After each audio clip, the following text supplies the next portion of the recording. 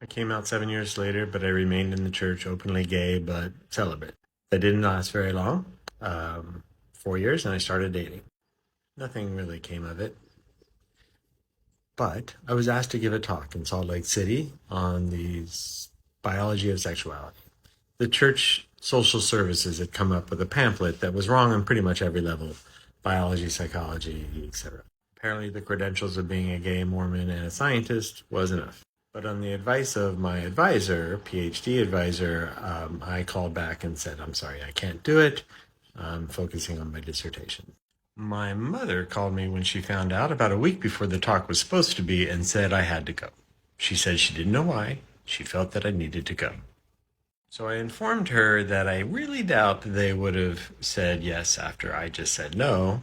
And it was only a week before. And flights anyway were $1,000 or more to Boise, Idaho, because I couldn't even get into Salt Lake City at that point. All the flights were taken. And Boise was like, I don't know, 2 hours away. She said she didn't care. I needed to go and she would pay for it. So you can't refuse my mother, so I did. So I'm giving the talk, and in the audience was Guy. I knew him at BYU about 10 or 11 years earlier. We were both in the same organization that advocated for peace and human rights. We knew each other, but we were both very closeted and we weren't close friends or anything. But he turned to his mother, who was with him in the audience, and said, Oh, I know him. He's straight. Of course, I start my talk with my credentials. I am a gay Mormon scientist.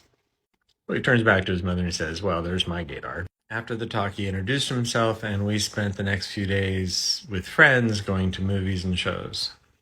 On the last day, before I had to fly back to Rochester, New York, I asked him if he would be willing to drop me off last so we could keep talking. He agreed, and we did. We talked till 3 a.m. I was getting that feeling that I had 20 years before, almost exactly. That overwhelmingly excited feeling. But I had to leave early in the next morning, and he had a date in southern Utah. So he took me home.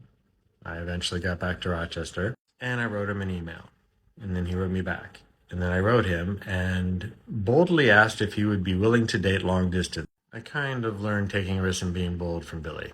And he agreed. It was a long distance relationship, and he just got out of one, so it would have been a slow. He wanted to take it slow. But the emails were too long and too quick. I typed very fast, and he asked if we could call, and so he would call me in the evening, and we'd talk till the next morning, till the sun rose. By October, we pretty much decided we were going to be together from then on. So much for taking it slow. By then, next January, I was excommunicated. By the end of 1997, we had our first of 4 marriages. We've been together 26 years and raised 2 amazing daughters together.